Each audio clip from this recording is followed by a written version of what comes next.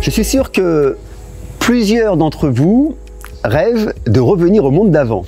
Vous vous rappelez ce monde où vos enfants allaient à l'école, jouaient dans la cour sans masque, ce monde où nous nous retrouvions tous ensemble pour faire la fête, sans se poser de questions, ce monde où nous voyagions en toute liberté, ce monde où nous échangions notre argent contre des articles, où nous pouvions travailler sans crainte de se voir fermer nos entreprises, ce monde où les restaurants étaient remplis, où nous mangions ce que nous voulions et quand nous avions envie, où la mort, la maladie ne faisait pas partie de notre environnement. Ce monde où nous avions l'impression d'être libres. Oui, nous avions l'impression d'être libres. Eh bien non. Personnellement, je ne veux pas revenir en arrière. Car ce monde passé portait en lui la graine qui a germé et qui est devenue l'arbre dans lequel nous vivons aujourd'hui. Rien n'arrive par hasard. Rien ne peut venir de rien.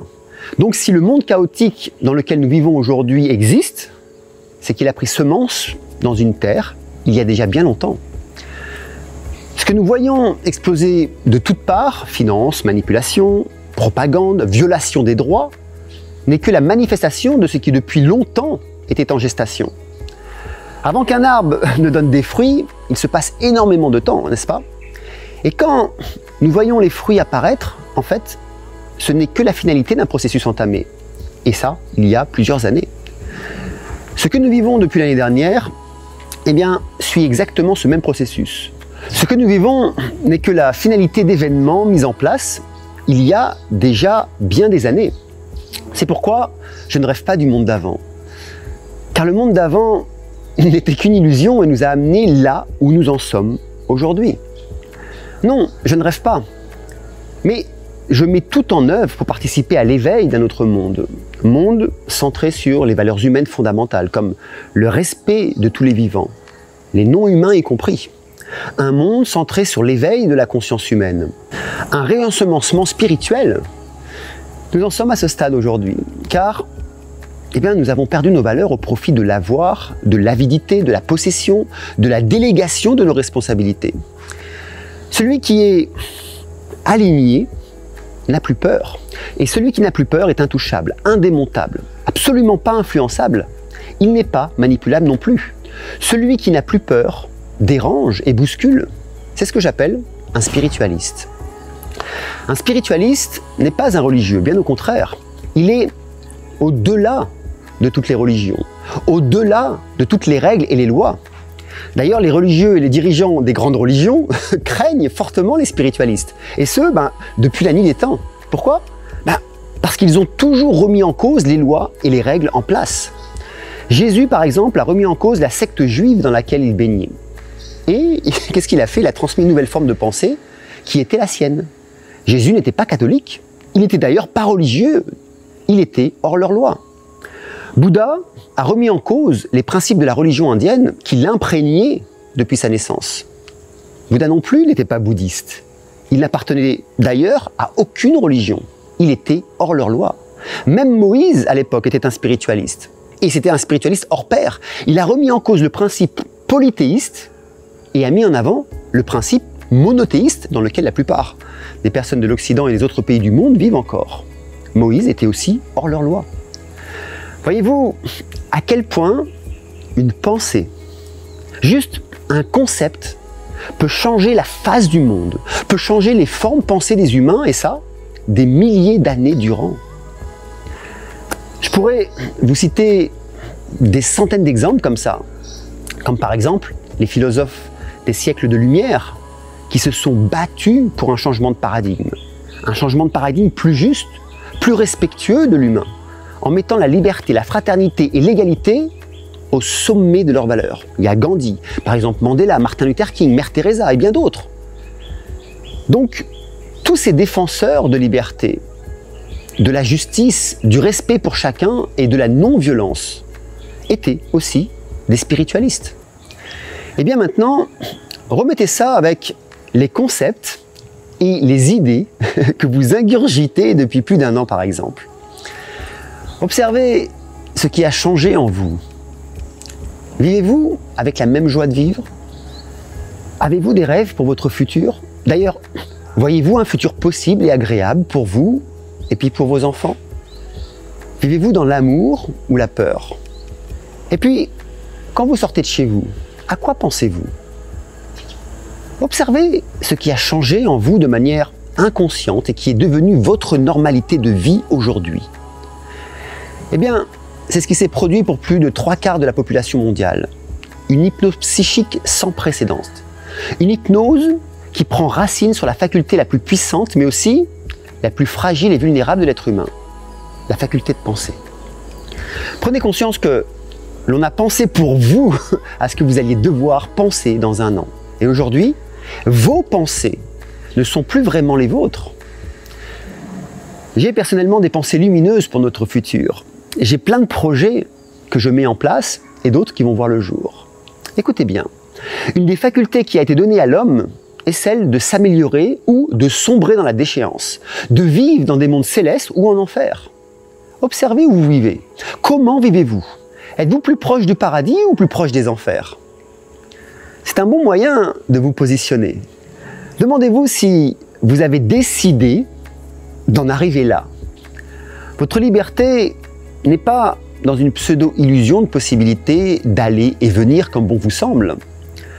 La preuve en est que, en un claquement de doigts, tout ce que vous pensiez de votre liberté de vie, pac, s'est envolé en fumée.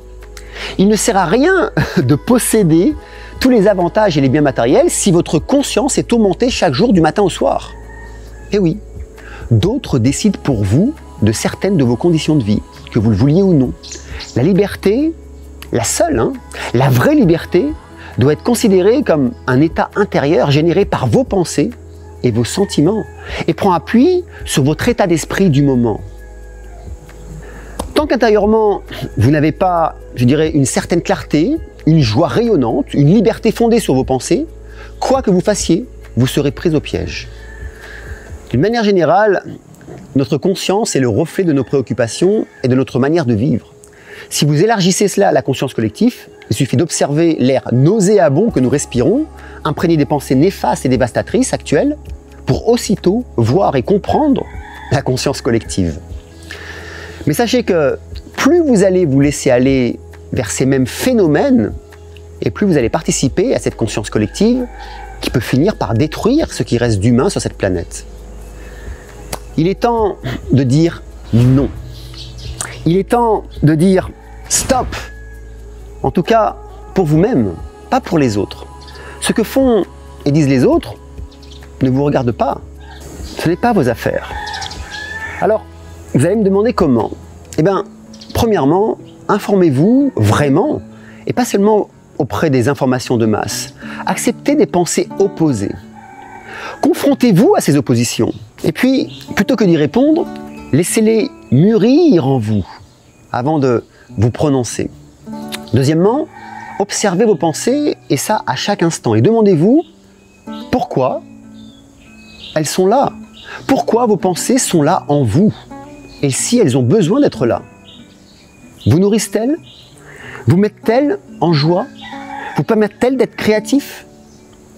Troisièmement, n'attendez pas patiemment que tout s'arrête. Rien ne s'arrêtera. Il faut comprendre qu'une machine de changement de paradigme est en marche. Et si vous restez au milieu à attendre, eh ben, vous allez être pris au piège et pris, je dirais en même temps, dans une vague sans rien pouvoir faire. Et quand vous allez vouloir en sortir, eh ben, il sera trop tard. Prenez sur vous et affirmez vos valeurs, affirmez vos idées. Entrez, ce que j'aime dire, en désobéissance civile non violente.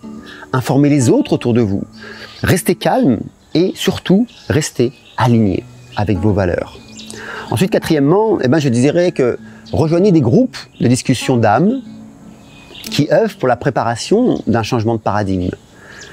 Un nouveau paradigme, un nouveau monde qui soit plus lumineux. De toute évidence, il y aura des groupes underground, des groupes silencieux, comme il en existe déjà, qui n'iront jamais dans les directions que l'on tente de nous imposer aujourd'hui. Ensuite, eh ben, je dirais que remettez-vous à avoir des projets, à avoir des rêves, à avoir des envies. Écoutez de la musique qui calme le mental. Ne vous couchez pas après avoir regardé Internet ou la télé, ou écouté des infos. Faites par exemple une pause d'au moins 1 heure avant de vous mettre au lit. Et puis autorisez-vous un temps juste pour vous, pour personne d'autre. Et puis la même chose pour le matin. Ne vous jetez pas, tel un drogué avec sa drogue, sur les informations ou sur les réseaux. Connectez-vous aux médias au maximum 2-3 heures après votre réveil.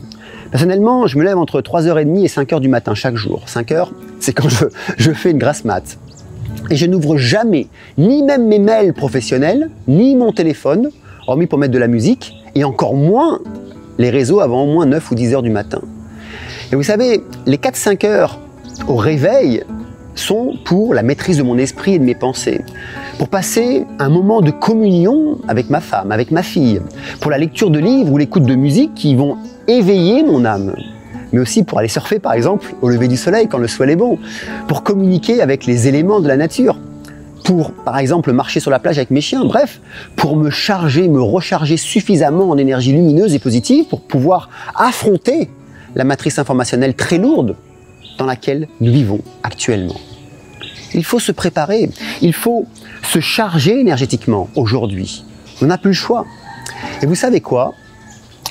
Je suis heureux, j'ai le sourire, mais surtout, j'ai les idées très claires. Et je sais ce que je veux, et surtout, je sais ce que je ne veux pas.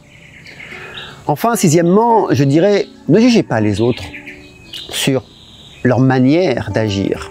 Chacun avance avec son éveil de conscience et puis son degré d'ignorance. Sachez que cette ignorance a été enseignée dans nos écoles, puis elle s'est accentuée depuis des décennies, et encore plus depuis 2020, avec l'aide de différents médias de diffusion. Alors non, ne jugez pas les autres. Quand vous jugez l'autre, vous laissez entrer des pensées basses et réductrices en vous. Si vous ne voulez pas vous faire vacciner car vous jugez qu'il n'y a aucun recul pour savoir les effets secondaires des différents vaccins sur votre corps d'ici 2 ans, 3 ans, 5 ans ou 10 ans, it's ok, mais pas pour d'autres. Cela peut ne pas avoir d'importance pour eux. Peut-être que pour eux, la seule chose qui compte, c'est de se sentir en paix, de ne plus avoir peur. Et ça, ce n'est pas vos affaires. Si vous refusez par exemple de porter un masque pour les mêmes raisons, ou si vous refusez de fermer votre restaurant car vous suivez les statuts de votre entreprise qui disent que vous devez agir en tant que bon père de famille si vous êtes le dirigeant, et qu'un père de famille en temps de guerre va prendre tous les risques pour trouver de la nourriture pour survivre lui-même et faire vivre sa famille. Là encore, c'est ok, mais ne jugez pas ceux qui suivent les règles de l'État. Peut-être qu'ils le font car ils sont persuadés que c'est la seule solution pour retrouver leur joie de vivre. Là encore, cela leur revient et ne vous regarde pas. Voilà, donc personnellement, je vous invite vraiment à devenir spiritualiste, comme j'aime le dire. Faites exploser vos idées négatives, explosez-les et n'acceptez que des pensées lumineuses, des pensées qui vous éveillent, qui vous donnent de la force, de la joie de vivre. Refusez tout ce qui nuit à votre santé mentale, soyez ferme, et ça, surtout avec vous-même. Et si vous avez besoin d'aide, si vous voulez rejoindre une communauté de révolutionnaires bienveillants, d'âmes qui œuvrent en silence pour respiritualiser le monde et co-créer ce monde de paix et d'amour auquel nous aspirons tous, alors venez nous rejoindre ce dimanche 31 janvier à 9h heure France pour un des plus importants événements que je ferai en 2021 et qui se déroulera en 3 parties. Le dimanche 31 janvier et puis le dimanche 14 et 28 février qui s'appelle « Tu as rendez-vous avec ton esprit ». Ensemble, nous allons apprendre à contrôler nos pensées et puis mieux cohabiter avec l'esprit qui habite notre corps dans cette vie. C'est gratuit et je n'ai rien à vendre.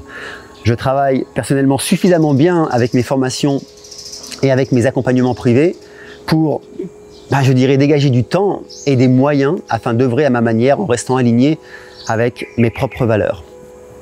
L'état catastrophique de l'humanité à l'heure actuelle s'explique par le fait qu'elle s'est éloignée des grandes vérités de l'esprit et de la maîtrise de ses pensées.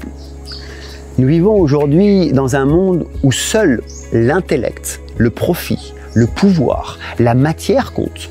Tout le reste est méprisé. Alors ensemble, apprenons à respiritualiser notre monde et puis devenons enfin humains.